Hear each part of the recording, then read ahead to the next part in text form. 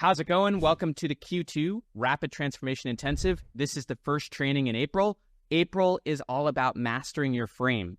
The 3-step model is transform your frame, transform your floor, which is what we're going to focus on in May, and then ultimately amplify your focus, which is going to be intense in June. Now, in this video, I'm going to give you a high-level perspective of what we're going to be focusing on in April. I'm going to give you a quick perspective. We've sent you the workbook. We're going to continuously be updating that workbook. I have a simple first reframe for you in this particular training. It's one that most people miss. It's one that most people, even very successful people, very successful companies, they gloss over. They don't think it's that important to have this particularly crucial and important reframe. So the first reframe is ultimately your Q1. I'm going to have you do an assignment. The assignment is going to be to actually frame out and go deep. Don't just speed through it. Really reflecting on refining, contextualizing, and truly understanding your Q1. Obviously, we're now in Q2, so I'm going to be having you reframe last quarter.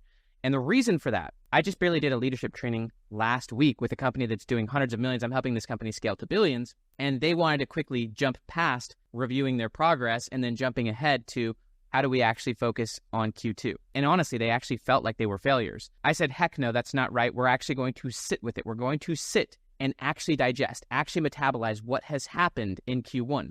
And as we sat, as we reflected, as they had conversations, as we thought about the core metrics that they need to hit in order to hit their billion-dollar mark, we realized that they had actually made more progress in Q1 than they had probably in the last 5 or 10 years combined, but they weren't framing for that. They weren't looking for that. And once we actually saw it, we realized that Q1 was phenomenal, and that then set the stage for pursuing literally impossible goals for Q2. And they do have impossible goals in their core metrics, called the 20% of things that are going to make all the difference. And so they're now systemizing. They're systemizing their new floor. Once they systemize that new floor, which is their new standard, everything else gets stripped away. They'll be a billion-dollar company. And I believe we'll be there in about 18 to 36 months. In Q2 alone, they're now going for impossible goals. Their impossible goals are going to obviously force them to do things very different than they even did in Q1. But before we could even jump to those impossible goals, let's actually truly contextualize Q1. So with that said, let me go ahead and share my screen. I'm going to walk you through April. April's going to be phenomenal. One other thing I want to say, although we're mastering reframing, obviously your frame is your operating system for life. It's your perception, it's your worldview, it's your mental models. And obviously you want to be operating from the frame of an impossible future self and getting better and better at the psychological flexibility of letting go of old models. There's 2 things really I want to say to you real quick that mess people up about this. One is the idea of time. That your past self, present self, and future self are simply tools. The impossible goal is a tool. It's a tool. This is actually even something that I was having a conversation with a friend yesterday who's nearly a billionaire, and we were talking about the book Good to Great. And he was talking about the idea of BHAG, big, hairy, audacious goal that's written about in Good to Great. And the idea is that the BHAG is measured in its effectiveness based on how much it disrupts the present company. That's the goal. You take a impossible goal and you use that to disrupt your present. That's the purpose. The future is a tool for disrupting and reorganizing and recontextualizing the present and getting rid of most of the things that don't matter. And that's what I want you to do, is I want you to have an impossible goal in Q2 that disrupts almost everything you're doing right now and forces you to have a higher bar, a higher standard, a higher, more intense filtering system for finding the better opportunities, for transforming who you are. And so that bigger future ultimately becomes the tool for disrupting your present, for stripping things out, for resystemizing who you are, but also for your identity, for who you operate, for how you operate.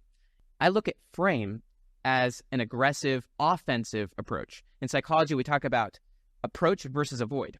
I look at framing as an approach orientation. Approach means you're going at it. It takes courage to reframe a perspective. For example, even thinking about your past, approaching a scary trauma. You have to approach it. You can't avoid it.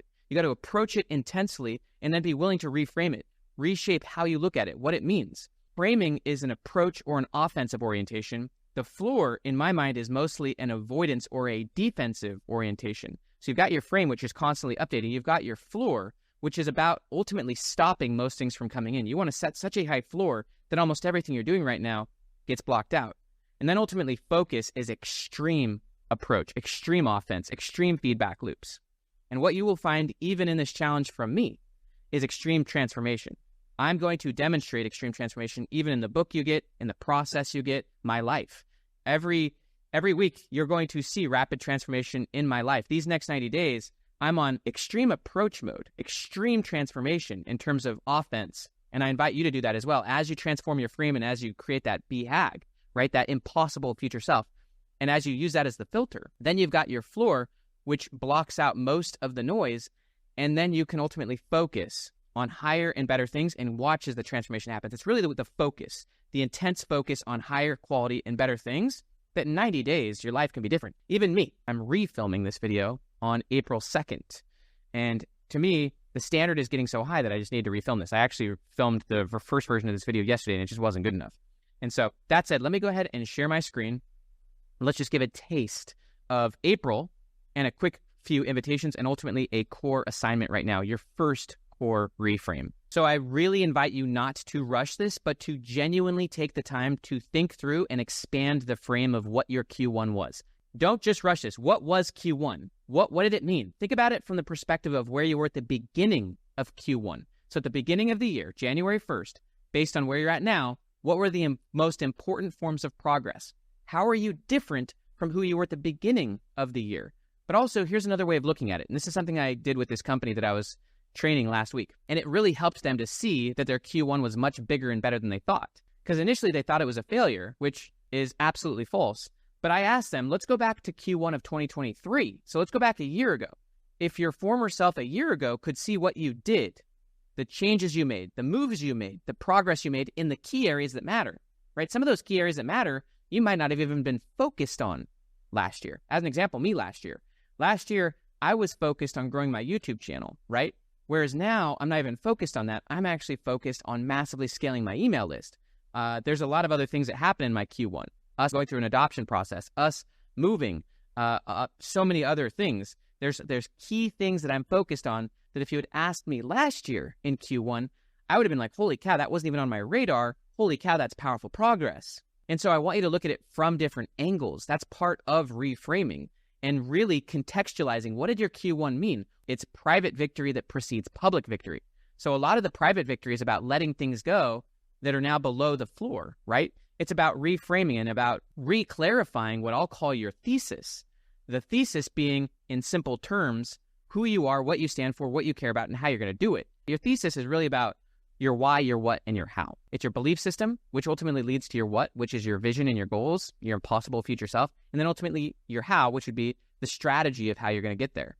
So main thing here, and I've got an example of my own Q1, that's going to be the main assignment for this week. I will say that you can start by, if you want, going through the workbook that we've sent you. You can mess with these tools. These are all the framing tools that I want you to go through many, many times.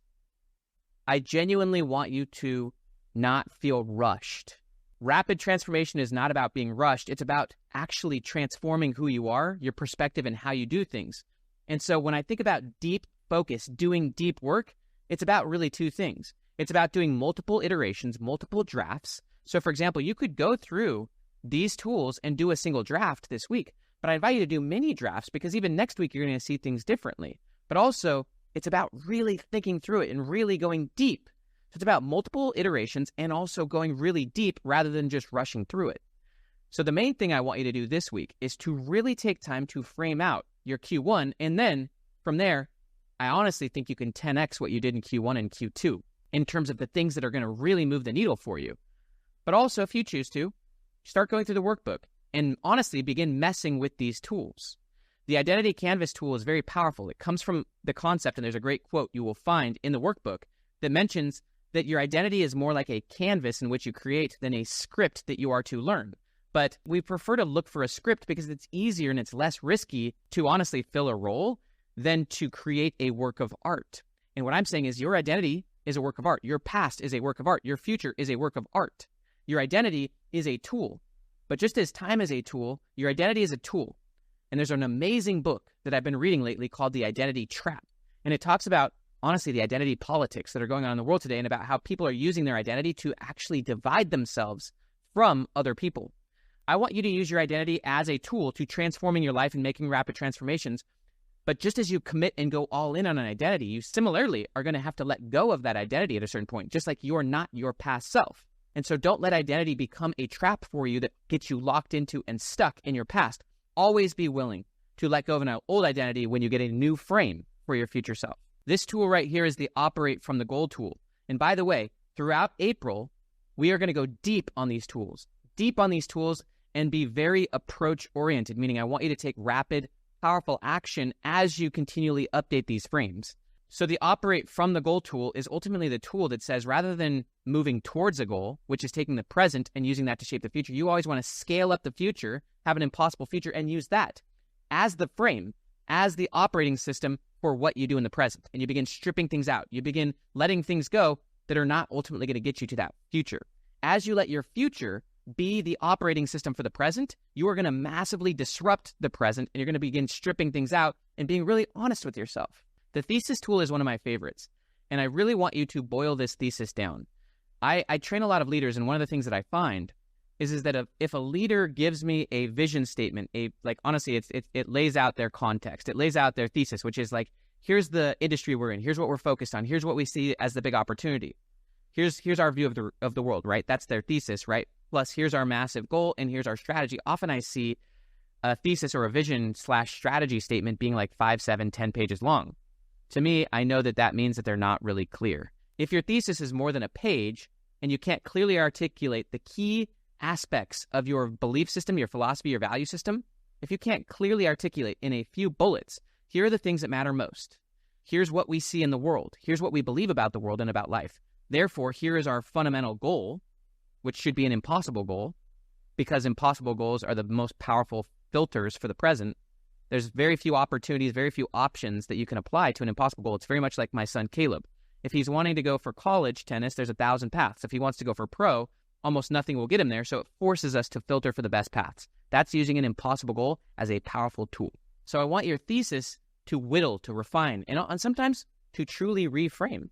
I give an example of my friend, Daniel Amato, who's a very successful entrepreneur in Brazil.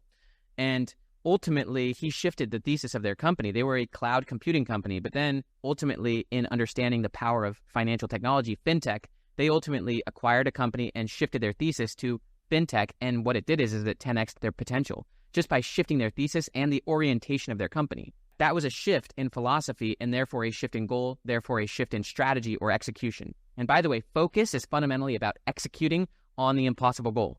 And it's by executing on the impossible goal that you become your future self. So I want you to mess with the thesis, but ultimately the main thing in this training, the main assignment is to write your Q1 one-page report. I've done it. I've drafted this. I've thought about it. I've contextualized it. I've come to the conclusion that my Q1, from some perspectives, it was a failure. I didn't finish my book as an example, but there's so many big transformations that occurred that from the perspective of my future self, from the perspective of my past self, from various filters and perspectives, my Q1 was phenomenal. And it's up to me to ultimately determine, similar to the identity canvas tool, to determine the frame and the perspective of my Q1. And I want you to view Q1 in the most powerful way to then set up your Q2 to be 10x or better what your Q1 was. 10x or better in the key things that matter, in the key few metrics that are going to ultimately change your life, change your business, change your situation. So on your Q1, and I invite you to submit it down below. Down below, you will see where you can submit it. You include on that one page what happened in Q1. You also, I would invite you to have a few bullets. And again, this is honestly framing out a little bit of your thesis, but what is your 3-year impossible vision? Don't have more than a few bullets. For me, for example, I will be selling over 10 million copies of my books. I will be, in a lot of ways, reframing and shifting into more full-time spiritual work at that point in time.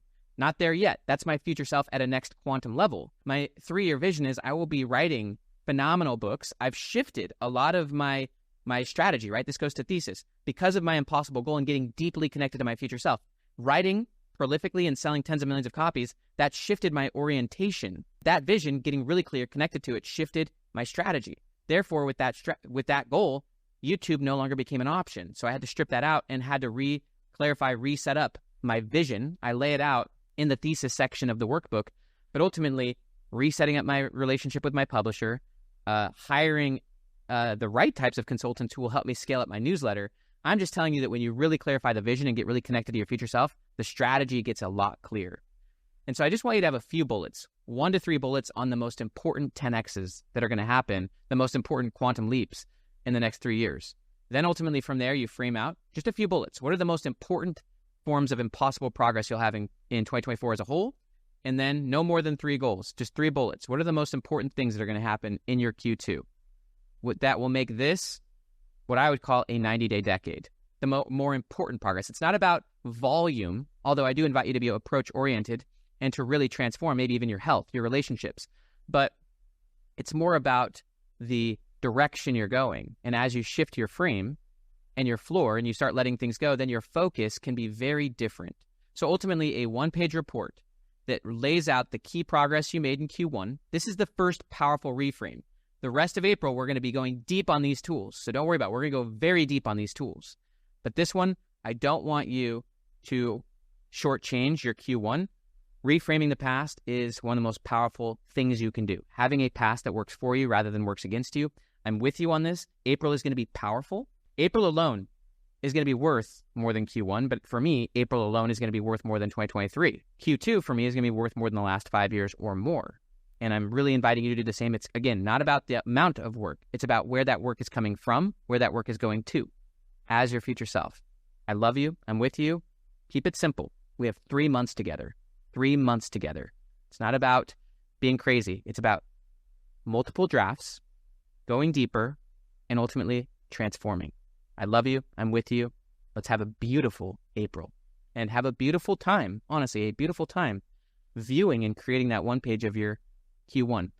Just as I said to that company, your Q1 was enormously more powerful, enormously more important than you think it was, and it perfectly set you up to 10x its value in Q2. Talk to you soon.